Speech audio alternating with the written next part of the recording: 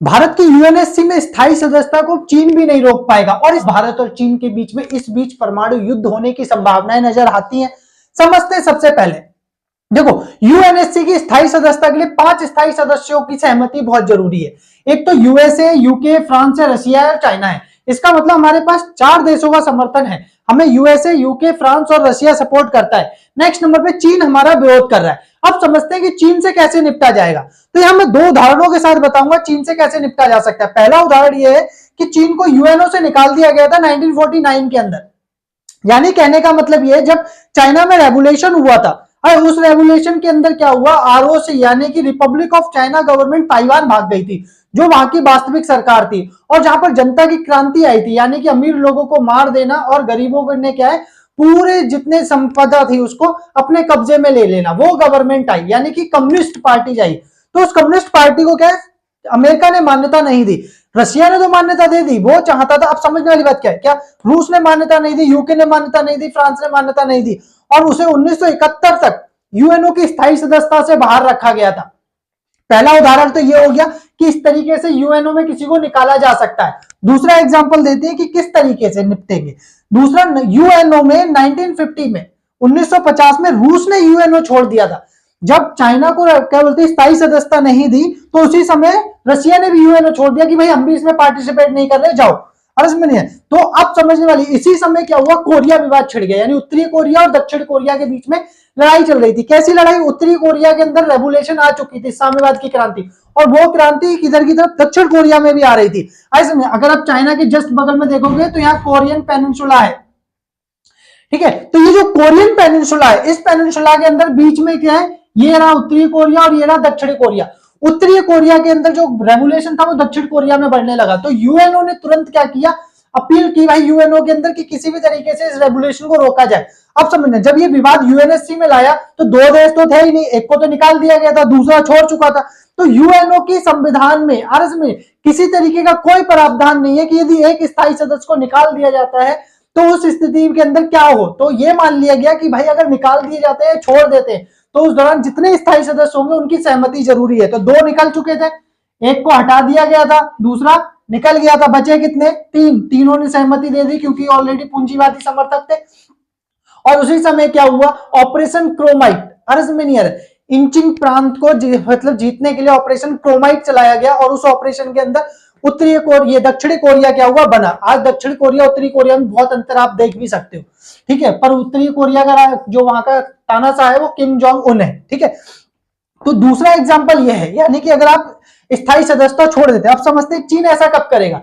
चीन ताइवान को, किसको, ताइवान को कैप्चर करेगा अगले 100 साल, यानी कि उसने एक कसम खाई है कि अपनी रेवोल्यूशन से 100 साल के अंदर अंदर ताइवान को भी वो अपने क्या है चीन के अंदर मिला लेगा। अब समझना, इस हिसाब से 100 साल कब होते हैं, 1940 मतलब 2049 के अंदर, 2049 के अंदर। तो उस स्थिति के अंदर अगर वो ताइवान को कैप्चर करता, वो इंडिया के लिए सबसे बेस्ट मौका होगा, क्योंकि उस समय क्या है चाइना को अमेरिका पूरी तरीके से क्या है अलग थलग करने की कोशिश करेगा और यूएनओ से निकालेगा। और बस उसी समय इंडिया को क्या करना चाहिए, प्रस्ताव के लिए अपील करनी चाहिए। और ये 4 देश तो उसका समर्थन बड़े पैमाने पर कर ही रहे होंगे अर्ज में। तो उस समय क्या एक तनाव स्थिति क्रिएट हो जाएगी, क्योंकि 1949 से पहले, वो 2049 से पहले भारत भी क्या है विश्व की दूसरी और तीसरी सबसे बड़ी क्या होगा, शक्ति होगा। यानी कि जस्ट रशिया, चाइना और वो सॉरी चाइना, इंडिया और अमेरिका के बीच में कोई खास अंतर नहीं रहने वाला है तब तक। तो इसका एक बहुत बड़ा हमें फायदा क्या हो जाएगा कि हमें स्थायी सदस्यता के उस समय चांसेस मिलेंगे। क्यों, क्योंकि पूरा विश्व चाह रहा होगा उस समय, क्योंकि चाइना बहुत आक्रामक तरीके से बाहर निकल कर आएगा। देखो अमेरिका ने जो अपना वर्चस्व अपनाया तो वहां लोकतंत्र था, वहां जनता रोकती थी, चाइना को कोई रोक नहीं पाएगा। तो चाइना पे ज्यादातर लोग इंडिया पे भरोसा करेंगे कि इंडिया क्या करेगा, हमें रोकेगा। इस मतलब इंडिया चाइना को रोकेगा, जिसकी वजह से फायदा ये होगा मोस्ट ऑफ कंट्री इंडिया को क्या है सपोर्ट करेंगी। तो मोस्ट ऑफ लोग हमारा विरोध नहीं करेंगे। रशिया भी नहीं चाहता कि चाइना क्या है बड़ी तेजी से एशिया में क्या करे, एग्रेसिव हो। उसे वो चाहता है कि देखो बहुध्रुवीय विश्व का सपना देखते हैं, यानी कि मल्टीपोलर वर्ल्ड। तो इस स्थिति के अंदर क्या होगा, ताइवान पे जैसे कैप्चर करेगा उसे निकाला जाएगा और इंडिया क्या करेगा उस समय अपील करेगा और उसे स्थायी सदस्यता मिलेगी। ये एक सबसे बेस्ट मौका रहेगा जब इंडिया को यूएनएससी की स्थायी सदस्यता मिल सकती है। अब दूसरा एक और चांस देखते हैं कि ऐसा भी हो सकता है।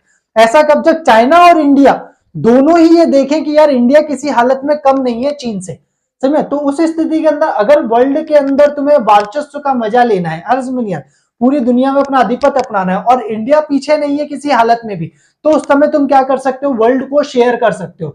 तो चाइना भी उसके लिए क्या तैयार हो सकता है कि यार हम लड़ने से तो कोई फायदा नहीं, क्योंकि अगर अब परमाणु युद्ध पे हम डिस्कशन करें उससे पहले समझ लेते हैं, अगर ऐसी स्थिति में एक दूसरे को खत्म करने से फायदा नहीं है, तो उस स्थिति में वो यूएनए यानी कि United Nations of security council यानी इसकी परिषद के अंदर वो क्या कर सकता है, सहमति भर सकता है कि भारत को क्या स्थायी सदस्यता मिलनी चाहिए। ये दो कारण है कि आने वाले समय में स्थायी सदस्यता भारत को मिलेगी।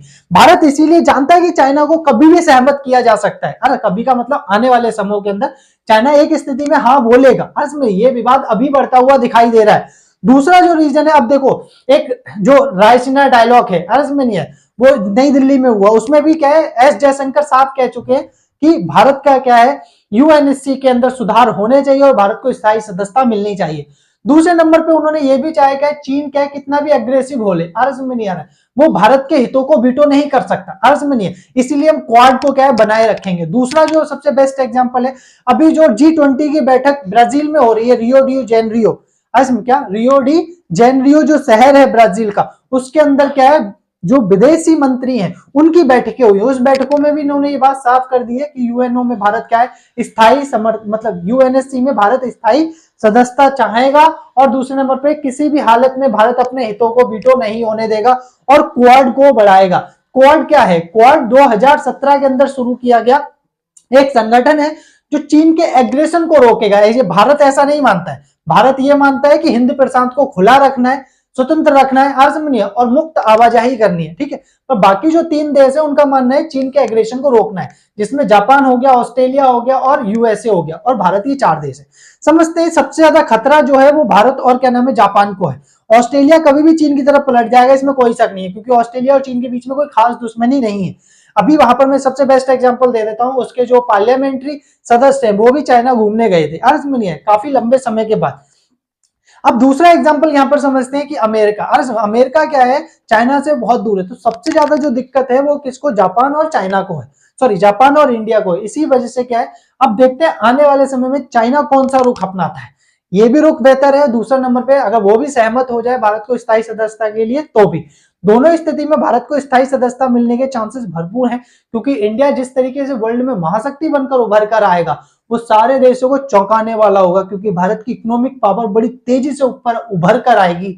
जो भारत के क्या करीबन करीबन सोचो 140 करोड़ और 2047 तक 160 करोड़ हमारी आबादी होगी, यानी कि विश्व के अंदर हर 8 में से 1 व्यक्ति इंडियन है अभी, अर्ज में, यानी अगर हम 8 व्यक्ति देखेंगे तो उसमें 1 व्यक्ति इंडियन है, तो ऐसे देश को कोई कैसे नकार सकता है, और वो भी इकोनॉमिक पावर, मिलिट्री पावर होगा, अर्ज में नहीं आ रहा। यानी कहने का मतलब क्या है कि हम किसी भी चीज में पीछे नहीं होंगे, तो उस दौरान चीन इस चीज को समझेगा कि कोई फायदा नहीं है इंडिया से लड़ने का, पर अभी क्या है वो सोच रहा है कि इंडिया को दबा लिया जाए, ठीक है। तो इसी के साथ देखते हैं कि आने वाले समय के अंदर इन दोनों के बीच में परमाणु युद्ध की संभावनाएं कितनी दिखती हैं।